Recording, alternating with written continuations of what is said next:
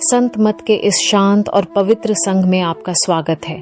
थोड़ी देर के लिए सब कुछ छोड़ दीजिए, बस गहरी सांस लीजिए और अपने मन को धीरे धीरे भीतर की ओर मोड़िए। यह जो मानव जीवन हमें मिला है, यह कोई साधारण वरदान नहीं है। यह अनगिनत जन्मों की यात्राओं के बाद मिला हुआ एक दुर्लभ अवसर है। ऐसा अवसर जिसमें आत्मा अपने असली घर, अपने परम स्रोत तक लौट सकती है। यह शरीर सिर्फ मांस और हड्डियों का ढांचा नहीं, बल्कि चेतना का मंदिर है, जहां परमात्मा स्वयं विराजमान है। इस जीवन का उद्देश्य केवल दौड़ भाग करना, नाम या सम्मान पाना या धन संपत्ति इकट्ठा करना नहीं है। इसका सच्चा मकसद है अपने भीतर छिपे उस सच्चिदानंद स्वरूप को पहचानना, जहां प्रेम, शांति और सत्य की अनंत ज्योति जलती रहती है। आज का यह संग पूरी श्रद्धा और प्रेम के साथ एक सेवा के रूप में आपके लिए प्रस्तुत है, ताकि वह अनुभव जो भीतर से जागा है आपके हृदय तक पहुंच सके। कुछ पल अपने मन को शांत कर लीजिए और ध्यान से सुनिए, क्योंकि यह कोई चर्चा नहीं, यह आत्मा की यात्रा है।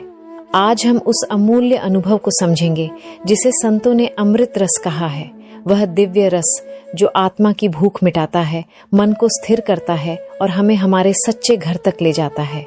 यह विषय बहुत कोमल है, पर उतना ही गहरा भी। इसे समझने के लिए तर्क नहीं, हृदय चाहिए।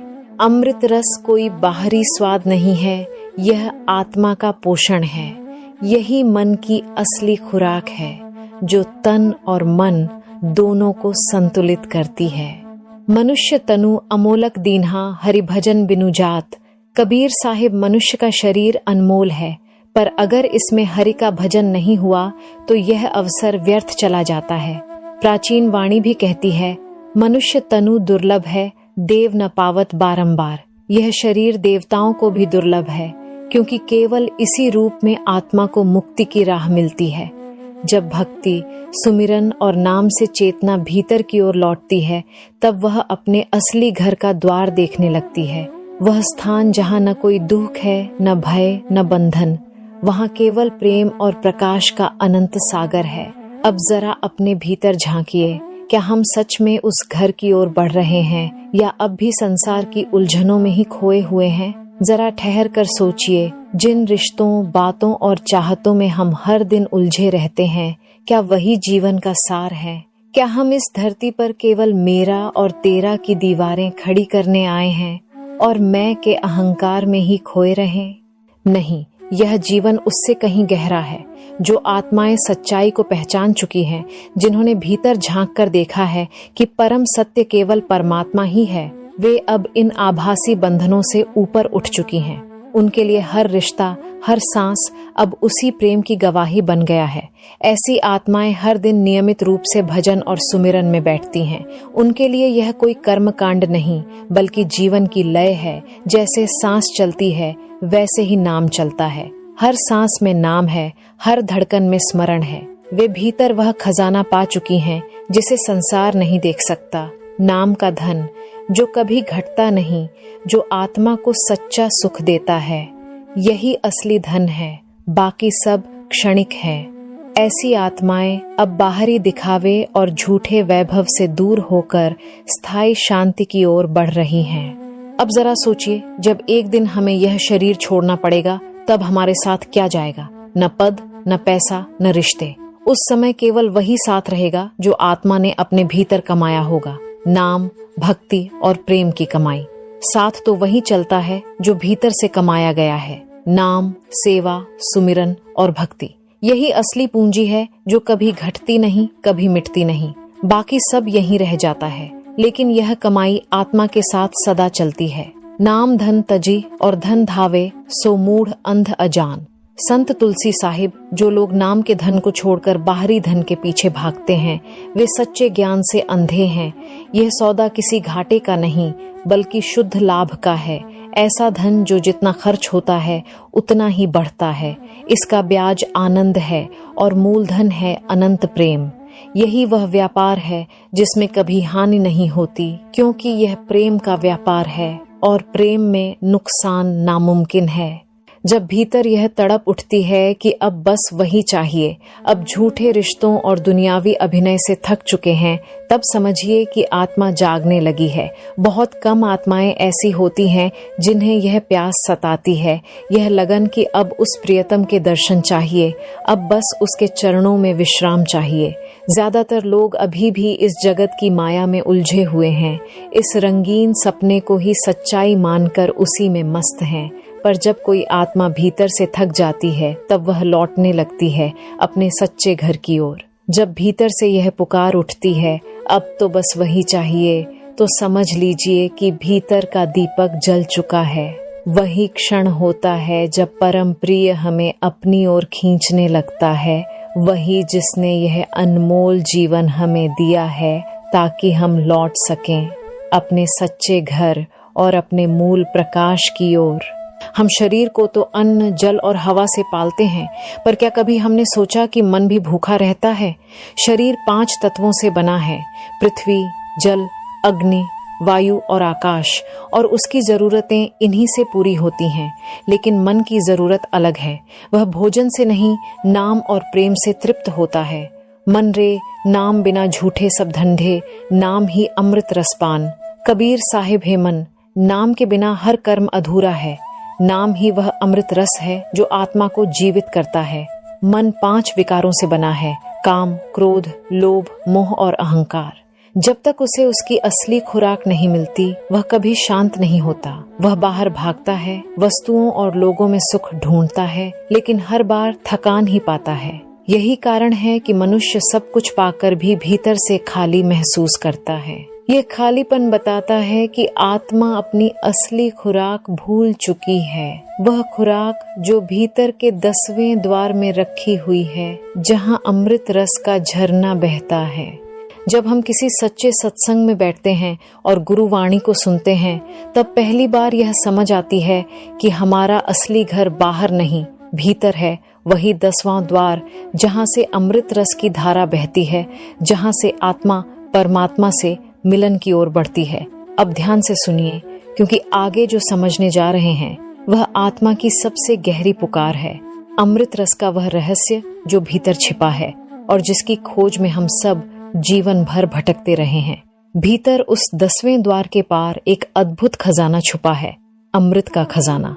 ये कोई साधारण अनुभव नहीं, बल्कि वह दिव्य रस है जो मन को शांत, आत्मा को तृप्त और हृदय को आनंद से भर देता है। जब साधक नाम के सुमिरन में डूबता है, प्रेम और श्रद्धा से भीतर की ओर मुड़ता है, तभी इस अमृत रस की पहली झलक मिलती है। यह रस प्रकाश के साथ आता है, आनंद के साथ आता है, और इसके साथ उतरती है एक गहरी स्थिर शांति। जब साधक नियम पूर्वक नाम का स्मरण करता है, तो कृपा की पहली बूंद तालु क्षेत्र में गिरती है, मुख के ऊपरी भाग में, जहां चेतना धीरे धीरे एकत्रित होने लगती है। वहीं पहली बार भीतर एक मीठा स्वाद महसूस होता है, एक शीतल लहर उठती है और एक सूक्ष्म ऊर्जा पूरे अस्तित्व को छू जाती है। यह संकेत है कि मन को अब उसकी असली खुराक मिलने लगी है। यह रस कोई बाहरी वस्तु नहीं है, यह गुरु की कृपा से खुलने वाला वह अमूल्य द्वार है जहां मन के सारे विकार पिघलने लगते हैं। जैसे जैसे सुमिरन गहराता है, मन निर्मल होता जाता है और चेतना उस अंतः शब्द में समा जाती है, उस शांति में जहां सब कुछ ठहर जाता है। उसी अवस्था में आत्मा अनुभव करती है, सोहम अर्थात मैं वही हूँ, वही प्रकाश, वही सत्य, वही प्रेम। और जब यह अनुभव प्रकट होता है तो आत्मा अनायास ही कह उठती है, अमृत रस पिया, सद्गुरु दिया, अवर न जाना। यह वाणी केवल शब्द नहीं, अनुभव की गवाही है, क्योंकि सच्चा गुरु केवल ज्ञान नहीं देता, वह अनुभव कराता है प्रकाश का, प्रेम का, उस अमृत रस का जो भीतर छिपा है। जब हम पूरे हृदय से उनके दिए नाम का सुमिरन करते हैं, तब भीतर का द्वार धीरे धीरे खुलता है और वही दिव्य खजाना प्रकट होता है।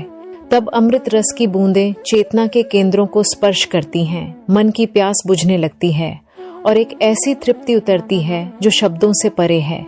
यही वह मार्ग है जिसे महापुरुषों ने मुक्ति का सरल उपाय कहा है, भजन और सुमिरन का मार्ग। यह कोई बोझ नहीं बल्कि आत्मा की मुक्ति का सहज रास्ता है। यही वह रस है जो मन को स्थिर करता है और आत्मा को अपने सच्चे घर की ओर खींचता है। मन की भूख तभी शांत होती है जब नाम की कमाई, सुमिरन की गहराई और कृपा की बूंद, ये तीनों एक साथ मिलते हैं। जब यह तीनों जुड़ जाते हैं तब अमृत रस अपने आप भीतर उतरता है। यही असली संतोष है, यही आत्मा की सच्ची तृप्ति, यही जीवन की सफलता है। और हाँ, यह अनुभव कहीं बाहर नहीं मिलता, यह हमारे अपने शरीर के भीतर ही छिपा है। अमृत रस तालु क्षेत्र में अनुभव होता है, मुख की छत के पीछे। जब ध्यान गहरा होने लगता है तो वहीं एक हल्का कंपन, मीठा स्वाद या सूक्ष्म तरलता महसूस होती है। अगर ध्यान में आपको यह अनुभव हुआ हो तो समझिए भीतर कृपा उतरने लगी है, अमृत धारा बह रही है।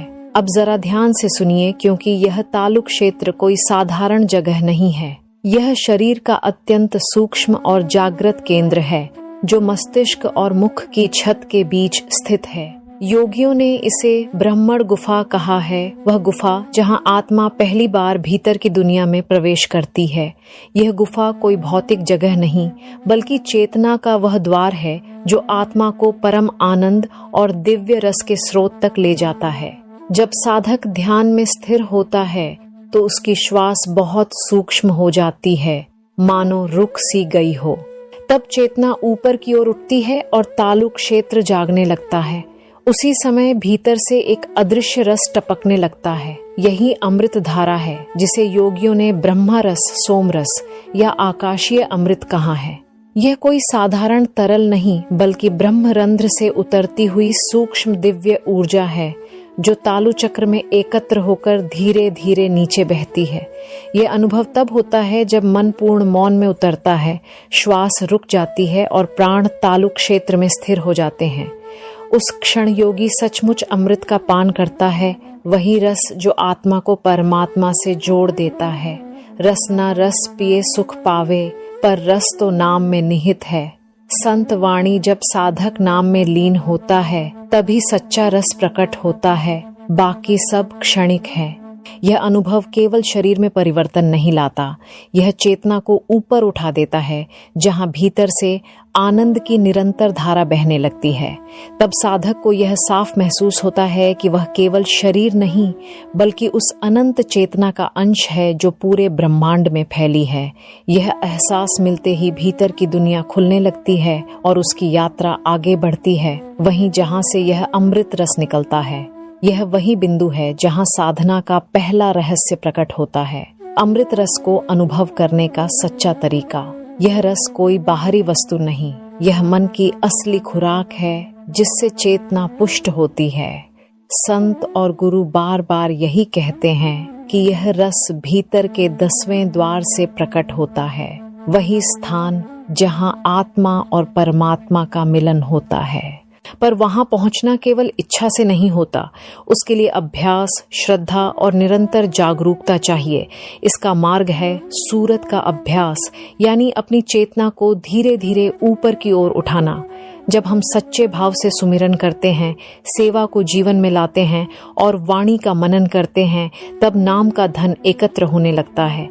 यही कमाई एक दिन भीतर अमृत रस का प्रवाह जगाती है। जब यह प्रवाह ताल्लुक क्षेत्र से होकर मुख में उतरता है तो साधक समझ जाता है अब भीतर की यात्रा सचमुच शुरू हो चुकी है।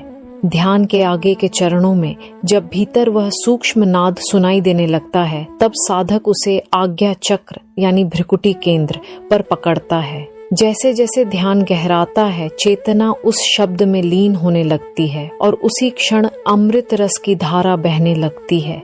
यह रस बाहर से नहीं आता बल्कि उसी शब्द की लय से उत्पन्न होता है, क्योंकि शब्द ही वह सेतु है जो आत्मा को उसके स्रोत से जोड़ता है। फिर साधक जब 9 द्वारों से ऊपर उठकर 10वें द्वार को पार करता है तब शरीर की पहचान धीरे धीरे मिटने लगती है और आत्मा दिव्य लोक में प्रवेश करती है। वहां कोई बाहरी ध्वनि नहीं, कोई गति नहीं, सब कुछ भीतर ही घट रहा होता है। वहीं आत्मा सच्चे अर्थों में अमृत पीती है। उस समय कोई इच्छा नहीं रहती, न भय न वासना, सिर्फ रस, प्रेम और उजाला। आत्मा जैसे एक अनंत लहर में तैरने लगती है जहाँ केवल शांति और परम आनंद है। फिर भी संतों ने कहा है कि सबसे सहज और सुंदर मार्ग है नाम को श्वासों के साथ जोड़ देना।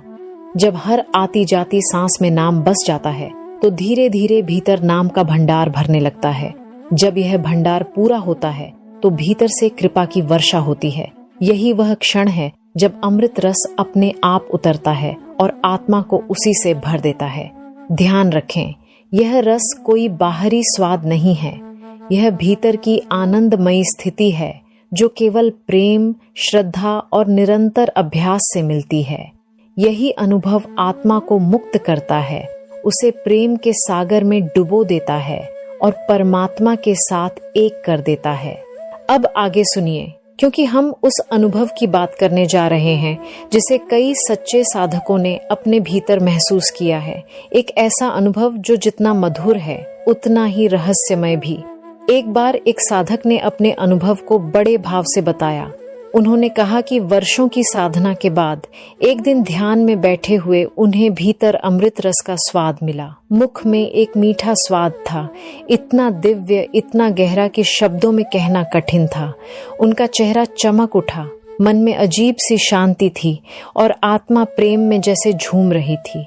उन्हें लगा कि अब वह क्षण आ गया है जिसकी प्रतीक्षा वे इतने वर्षों से कर रहे थे। इसके बाद उन्होंने निश्चय किया कि इस अनुभव को स्थायी बनाना है।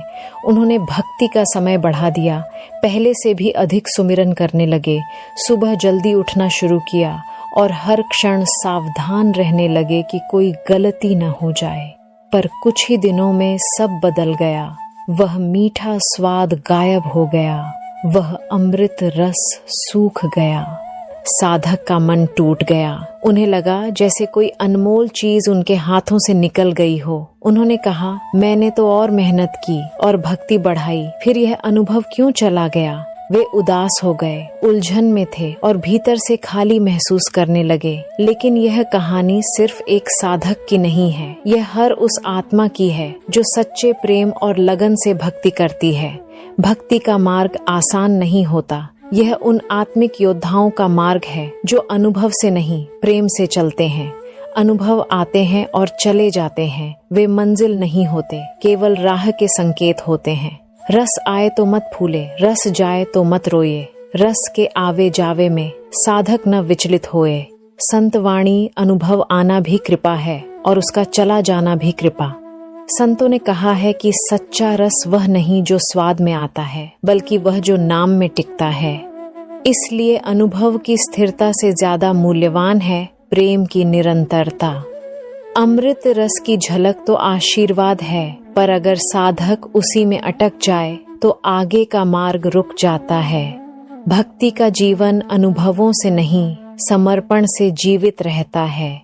अब ध्यान से सुनिए, जब यह रस चला जाता है तब भीतर क्या होता है और क्यों यह विरह ही साधक की सबसे बड़ी कृपा बन जाता है। जैसे लंबी सड़क से समुद्र की ओर जाते हुए पेड़ों के बीच से एक पल को उसका नीला विस्तार दिख जाए, बस एक झलक, पर वही बताती है कि रास्ता सही है, मंजिल पास है। वैसे ही जब ध्यान में भीतर अमृत रस या कोई दिव्य ध्वनि या भीतर से उठती पवित्र सुगंध महसूस होती है तो ये सब उस दयालु सत्ता की कृपा के संकेत हैं। पर याद रखिए, ये मंजिल नहीं है, ये केवल राह दिखाने वाले दीपक हैं। कभी कभी परम कृपा हमें ये अनुभव देती है ताकि हमें भरोसा रहे कि हम सही दिशा में हैं, और फिर कुछ समय के लिए वही अनुभव छीन भी लेती है ताकि यह परखा जा सके कि हमारा प्रेम अनुभव के लिए है या उस प्रभु के लिए जिसने यह अनुभव दिया। क्या हम बिना रस, बिना प्रकाश के भी उसी श्रद्धा में टिके रह सकते हैं? यही असली परीक्षा है। जो सुख रस में, सौ सुख नाम में। रस तो झलक है, नाम है अमर। तुलसी साहिब अनुभव क्षणिक है, पर नाम शाश्वत है, वही आत्मा का असली सहारा है।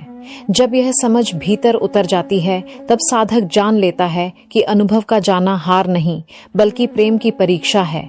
क्योंकि जो रस देता है वही कभी कभी विराम भी देता है ताकि हम और गहराई में उतरें। जब यह समझ आती है कि वह परम सत्ता हमारी हर सांस में है, वही हमें जगाती है, वही जीवन चलाती है, वही जल, अन्न और धरती के रूप में हमें संभाले हुए हैं। तब भीतर एक गहरी शांति उतरती है। मन मान लेता है कि कोई भी भक्ति व्यर्थ नहीं जाती, कोई नाम बेकार नहीं जाता, हर सुमिरन अपने समय पर फल देता है। हमें बस प्रेम बनाए रखना है, सुमिरन करते रहना है, नाम को जीवन का हिस्सा बनाना है, कभी टूटना नहीं, कभी रुकना नहीं। यह जो विराम आया है यह अंत नहीं, यह सिर्फ एक पड़ाव है। विश्वास रखिए, धैर्य रखिए और प्रेम में डूबे रहिए। जो रस मिला वह उसकी कृपा थी, जो अब नहीं मिल रहा वह उसकी योजना है, और जो आगे मिलने वाला है वह इतना गहरा, इतना दिव्य है कि शब्द उसकी सीमा तक नहीं पहुंच सकते। बस चलते रहिए, क्योंकि मंजिल पास है और वह प्रेममय शक्ति हर कदम पर आपके साथ है। अब आगे सुनिए। जब साधना परिपक्व होने लगती है और अमृत धारा सच में सक्रिय होती है तो शरीर सूक्ष्म संकेत देने लगता है। ध्यान के समय तालु क्षेत्र में हल्का कंपन या दबाव महसूस होता है, जैसे भीतर कुछ पवित्र जाग रहा हो, कोई दिव्य प्रवाह शुरू हो रहा हो। कभी कभी बिना किसी कारण मुख में मीठा स्वाद उभर आता है या एक हल्की तरलता महसूस होती है। ये कोई सामान्य बात नहीं, ये भीतर से बहने वाली अमृत धारा की पहली पहचान है। ऐसे क्षणों में साधक को अनजाने में निगलने की क्रिया होती है, क्योंकि भीतर कोई प्रवाह चल रहा होता है। वह उसे देख नहीं सकता, पर उसकी उपस्थिति को पूरी तरह महसूस करता है। धीरे धीरे श्वास बहुत सूक्ष्म हो जाती है, मानो रुक गई हो, और उसी समय हृदय में एक मीठी प्रसन्नता की लहर उठती है। ऐसी शांति जो किसी विचार या वस्तु से नहीं मिलती। यही वे संकेत हैं जो बताते हैं कि आत्मा अब तैयार है, वह अमृत रस पीने को तत्पर है। जब साधना और गहराई में उतरती है, मन की गति रुक जाती है, श्वास मौन हो जाती है और शरीर हल्का लगने लगता है। ऐसा लगता है जैसे देह का भार उतर गया हो और कोई अदृश्य शक्ति हमें थामे हुए है। मस्तिष्क में गहरी स्थिर शांति उतरती है। यह केवल मौन नहीं बल्कि आनंदमय मौन है। इस अवस्था को योग शास्त्रों में रसावादन कहा गया है। वह स्थिति जब आत्मा उस दिव्य अमृत का स्वाद चखती है जो केवल भीतर से मिलता है। यह आनंद साधारण नहीं होता, यह आत्मा की अपनी पहचान का स्वाद है, वही रस जिससे वह अनादिकाल से बिछड़ी हुई थी। जब यह अनुभव प्रकट होता है तो आत्मा की गति तेज हो जाती है, जैसे कोई नदी अपने सागर से मिलने को बह रही हो। उस समय चेतना देह की सीमाओं से ऊपर उठकर अनंत की ओर बहने लगती है, वहीं जहां केवल प्रकाश और प्रेम है। अब प्रश्न उठता है, इस अनुभव तक पहुंचा कैसे जाए? इसका आरंभ बहुत सरल है, पर इसमें निरंतरता और श्रद्धा चाहिए। प्रतिदिन कुछ समय ध्यान में बैठिए। शुरुआत में 30 मिनट भी काफी हैं। मंत्र जप से आरंभ करें या आती जाती सांसों को शांत मन से देखें। धीरे धीरे यह अभ्यास गहराई में उतरने लगता है और यही आरंभ बनता है उस अमृत यात्रा का जिसकी मंजिल परमात्मा है। जैसे जैसे ध्यान गहराता है, भीतर एक अदृश्य शक्ति सक्रिय होने लगती है। यह वही ऊर्जा है जो नाभि से उठकर आज्ञा चक्र तक जाती है, फिर सहस्रार तक पहुंचकर गोलाकार गति में प्रवाहित होती है। इसे ऋषियों ने ऊर्जा का चक्र कहा है। यही चक्र धीरे धीरे चेतना को ऊपर खींचता है, मन को स्थिर करता है और आत्मा को भीतर की ओर मोड़ता है। जब यह ऊर्जा सहस्रार से तालु क्षेत्र की ओर लौटती है तो उसकी सूक्ष्म बूंदें अमृत रस बनकर टपकती हैं। यही वह क्षण होता है जब साधक पहली बार भीतर एक शीतल मीठी प्रकाशमयी धारा का अनुभव करता है, जो आत्मा को स्नान कराती है, मन को शांत करती है और भीतर आनंद की नई लहर भर देती है। इस रहस्यमयी प्रक्रिया को योगियों ने श्वासों की माला कहा है। हर श्वास जैसे एक मोती और ध्यान की हर लय जैसे एक पवित्र धागा। जब यह माला पूर्ण होती है तब आत्मा को अमृत का पहला स्वाद मिलता है। यह कोई कल्पना नहीं, यह एक जीवित अनुभव है। यह सबके लिए संभव है, बस अभ्यास में नियमितता चाहिए। जैसे सूर्य हर किसी पर समान रूप से प्रकाश डालता है, वैसे ही अमृत रस भी हर उस हृदय के लिए उपलब्ध है जो श्रद्धा और निरंतरता से भीतर झांकना शुरू करता है। अब एक और प्रश्न, क्या केवल अमृत रस का अनुभव मिल जाने से मुक्ति मिल जाती है? इसका उत्तर केवल हाँ या नहीं में नहीं दिया जा सकता, क्योंकि यह अनुभव की गहराई और आत्मा की स्थिरता पर निर्भर करता है। जब साधक सच में अमृत रस का अनुभव करता है तो यह संकेत होता है कि आत्मा अब 9 द्वारों से ऊपर उठकर 10वें द्वार में प्रवेश कर चुकी है। वहीं से यह अमृत टपकता है। वहीं आत्मा माया की पकड़ से मुक्त होकर भीतर की स्वतंत्रता में प्रवेश करती है। मुक्ति कोई मृत्यु के बाद की बात नहीं, यह तो जीवन में घटने वाला जीवित अनुभव है, जहां मैं और मेरा जैसे भाव धीरे धीरे मिट जाते हैं। जब साधक उस अवस्था में पहुंचता है तो हर श्वास में एक ही भाव उठता है, सब तेरा प्रभु, सब तेरा। तब विचार शांत हो जाते हैं, मन की भूख अमृत रस से तृप्त हो जाती है और भीतर एक ऐसी स्थिरता उतरती है जो किसी बाहरी वस्तु से नहीं मिलती। यही मन की असली तृप्ति है। यही क्षण जब आत्मा अपने मूल से जुड़ने लगती है। पर सच्ची मुक्ति तब पूर्ण होती है जब आत्मा पूरी तरह नाम में समा जाती है। वही नाम जो गुरु की कृपा से मिला है, वही नाम जो भीतर परम सत्य तक का द्वार खोलता है। हरि जन हरि नाम समाने, दुख जन्म मरण भाव खंडा है। संत वाणी जब जीव नाम में लीन हो जाता है, तब जन्म मरण का भय मिट जाता है। जब आत्मा अपने स्रोत से मिल जाती है तो उसका स्वरूप उसी में लीन हो जाता है। सूरज किरण मिले जल का, जलू हुआ राम, ज्योति ज्योति रली संपूर्ण थिया राम। जैसे सूरज की किरण सूरज में मिल जाती है, जैसे जल जल में घुलकर एक हो जाता है, वैसे ही आत्मा जब परमात्मा में विलीन होती है तो वह अमर अवस्था जन्म लेती है, जहाँ जन्म मरण का चक्र समाप्त हो जाता है। गुरु वाणी के ये शब्द याद दिलाते हैं, जो आत्मा नाम में समा जाती है वह सदा के लिए मुक्त हो जाती है, संसार के भय और बंधनों से परे। अमृत रस का अनुभव मन को वही खुराक देता है जिसकी तलाश उसे अनंत काल से थी। जब यह रस मिल जाता है तो विचारों की चंचलता धीरे धीरे शांत होने लगती है, वासना गलने लगती है और अहंकार की दीवारें अपने आप टूटने लगती हैं। लेकिन यह अवस्था बहुत कोमल होती है, जैसे सुबह की ओस की बूंदें जो जरा सी असावधानी से मिट सकती हैं। अगर इस अनुभव के बाद साधक फिर से निंदा, चुगली, क्रोध, लोभ या मोह में लौट जाता है तो कृपा स्वरूप वह अनुभव कुछ समय के लिए छिन जाता है। ये सजा नहीं होती बल्कि प्रेम का संकेत होती है, ताकि साधक उस रस की कीमत समझ सके।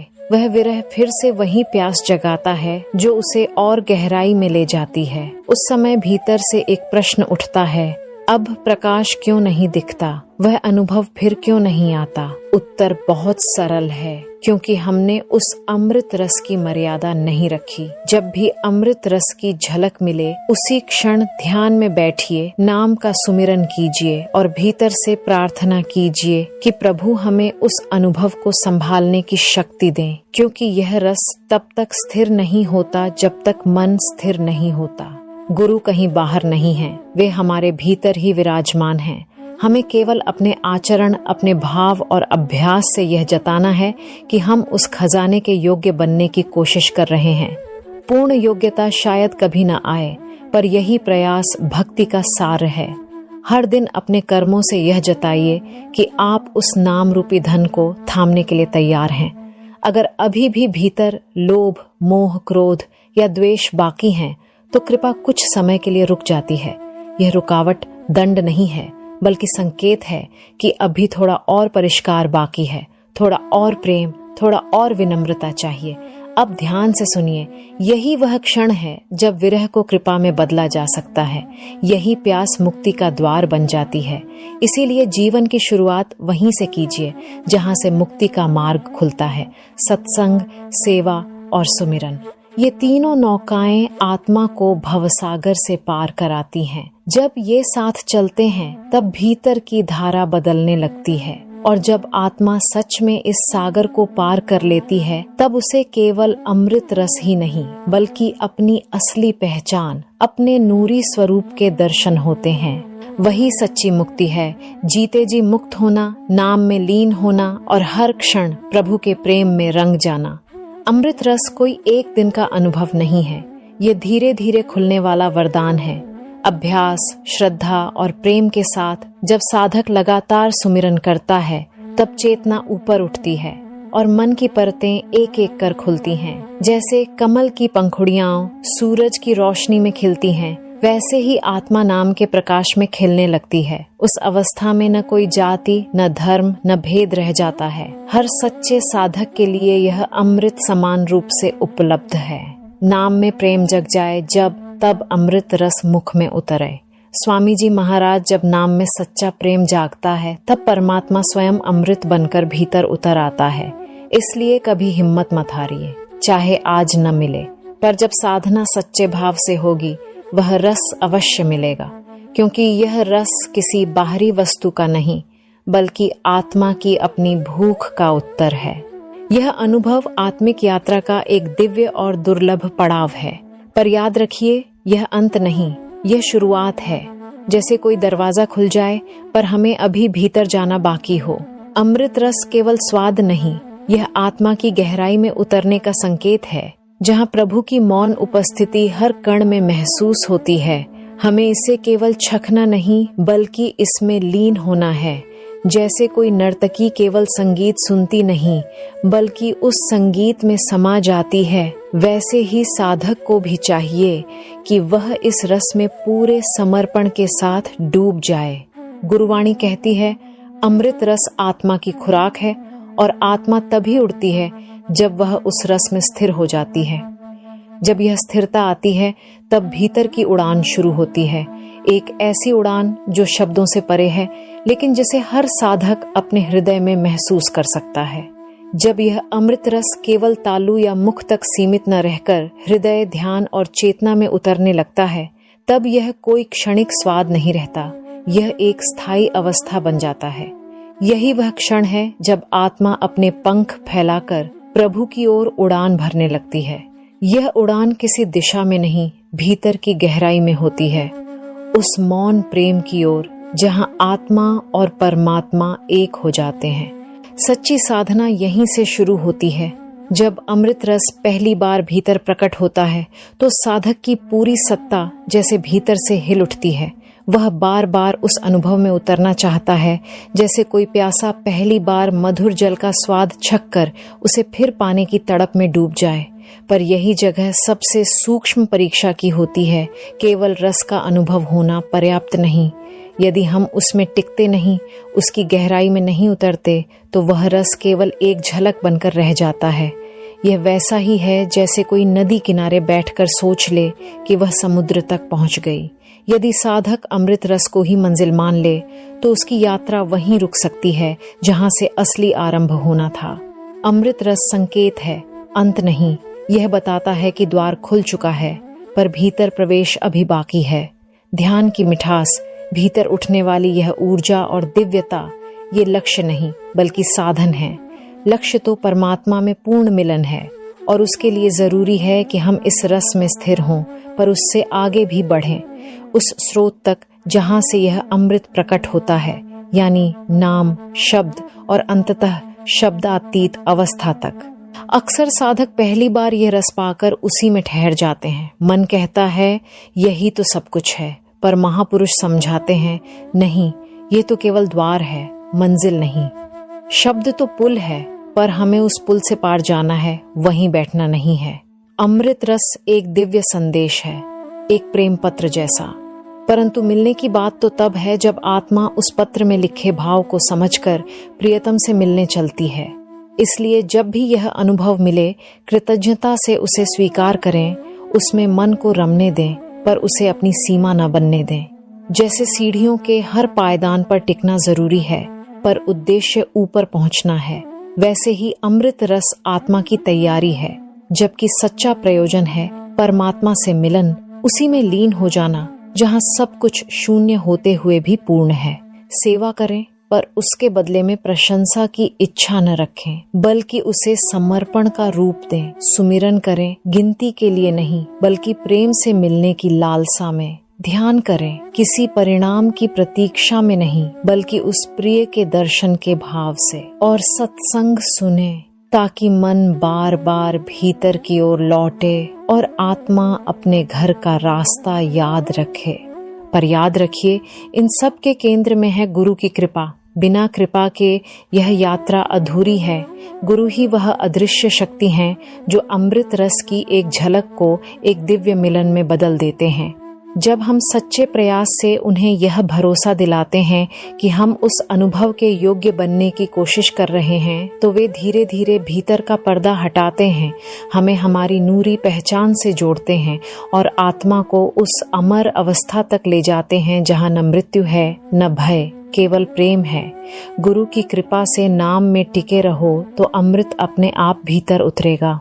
संत वाणी गुरु ही वह द्वार हैं जिनसे होकर आत्मा प्रभु तक पहुंचती है। यह यात्रा कभी अकेले की नहीं होती।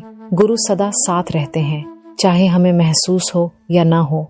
तो आइए हर दिन हर पल इस अमृत रस को अपनी आत्मा का भोजन बनाइए, अपने जीवन का केंद्र बनाइए, ताकि गुरु की कृपा से हमारी चेतना उस परम मिलन, उस अंतिम प्रकाश और उस शाश्वत प्रेम की ओर बढ़ती जाए।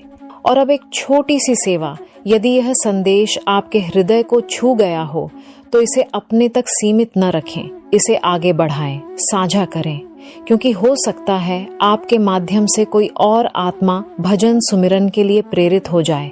जब कोई सच्चे भाव से यह वाणी सुनता है और कुछ पल ध्यान में बैठता है तो उसकी आत्मा पर भी कृपा बरसती है और उस कृपा का अंश आपको भी मिलता है।